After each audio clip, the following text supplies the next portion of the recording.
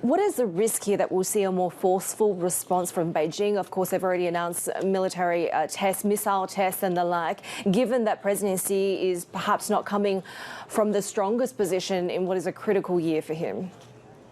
Yeah, that's true. I would say, though, in comparison to previous crises that the United States has experienced with China, more specifically the 1995-96 Taiwan Straits crisis, China is in a much stronger position now, which is why there is a heightened level of concern here in the United States and amongst the Department of Defense.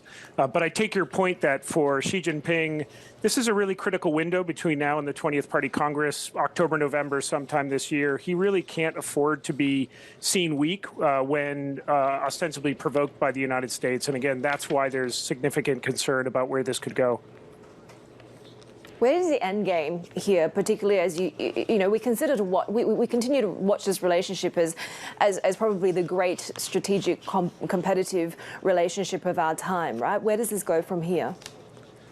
Well, first of all, I hope we get till next Monday without this really spiraling into a crisis. And I should just say, I think that's probably the most likely outcome of this is we're going to see another 3 or 4 days of significant tensions as the People's Liberation Army does a series of live fire drills, exercises. The United States will move some military hardware into the region. So this is going to feel tense. I think what this really signals, though, is that the bilateral relationship has unfortunately moved into a much more contentious period where it's beyond trade now, it's beyond technology and Huawei. We're now actually seeing this move into the domain of actual military strategy. And what that means is we're going to have to really be watching out for where slight missteps in calculations can lead to exacerbating crises. Yeah, even if you take a look at how the military drills are planned, some are saying this actually resembles a naval blockade. That should we be worried about a Normandy-style sort of invasion of Taiwan at this point? I mean, given what's happened with Ukraine, I think tensions are very high. Are these concerns warranted at this point? No, for the sake of this short discussion, I will say this is not a Normandy-style invasion we should be worried about. And I should say that what the PLA is doing with the formation of the proposed exercises that they're doing is to make it look like this is what we would do in a blockade. This is a threat. This is an attempt to be a deterrent message to the United States and to Taiwan to say there is a price for your salami slicing, or there is a price for these high-level engagements between the U.S. and Taiwan.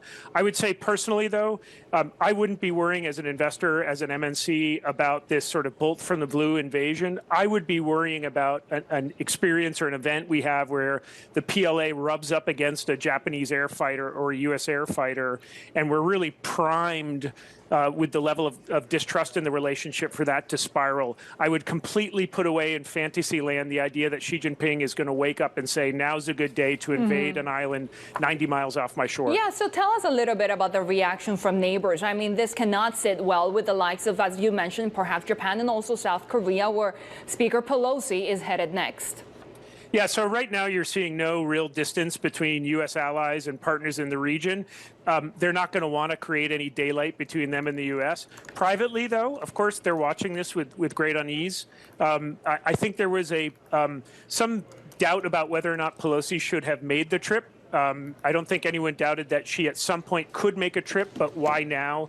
It's August. Beidaihe is starting. The meeting between senior party officials, 20th Party Congress is coming. This was almost designed to really antagonize Beijing. So I think a lot of partners and allies in the region are going to have this dual-headed approach of both, on the one hand, somewhat sympathetic, as the U.S. tries to bolster the defense of Taiwan and show some support, but on the other hand, apprehensive, because for us, this is a faraway crisis. If you're Japan, Australia, Philippines, Singapore, this is right in your backyard. And so they're going to, of course, be watching this warily. It's it's always a domestically key year for the leadership in China, but this year in particular, talk to me about the insight you have into potentially the huge pressure points that there is happening within China, right? The property market, the regulatory crackdown, whether or not we see a continuation of COVID-0 in its current formation. What would be some of those conversations and potentially, faction forming at, as you say, these meetings at Beidaihe that might be happening at the moment? Yeah, let me, just before I give my analysis, take two things off the table. One is a full-on collapse, and the other is the fact that Xi Jinping is going to be purged from office. Neither of those are going to happen. But this is definitely not the year Xi Jinping wanted to have, as your question indicated, starting with the war in Ukraine through this just a significant economic softening that we're seeing, in large part the result of policy decisions that Beijing has made. This is not so much structural forces that are now depressing economic performance. This is some really boneheaded decisions Beijing has made around COVID zero and its interventions, and then lack thereof in the property market. What is this going to lead to in terms of the 20th Party Congress and beyond? I would say, again, Xi Jinping will remain in power, but right now this is definitely shaping the choices of personnel. There's probably at the margin a stronger bargaining hand for those who are looking to move their people up into the Politburo and the Central Committee, as opposed to Xi Jinping being able to run the deck. I would imagine this is shaping the conversation about who's going to be premier in a different way than it was probably going to be the case 6 months ago, or if the economic performance was doing better. But final comment here on this, Xi Jinping is 70 years old. He's pretty set in his ways. I would not expect a dramatically different policy approach to the domestic economy or foreign affairs after the 20th Party Congress. And Jude, just quickly, what do you make of Washington's messaging here, especially coming from the Biden administration? It's a mess, and it's a mess in an area of extraordinary significance where the precise word we use really matters. And I have to say, the best reassurance we could make to Beijing is simply to have a consistent, clear message across the U.S. government without these wide deltas and swings and discrepancies. It's really contributing to an already volatile situation.